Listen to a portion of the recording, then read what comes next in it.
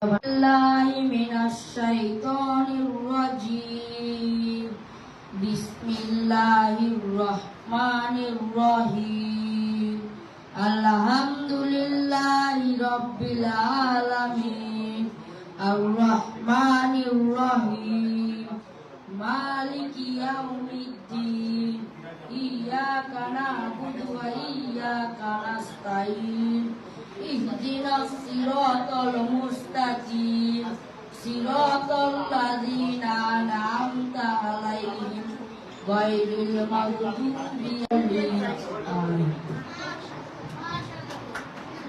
মাশাআল্লাহ।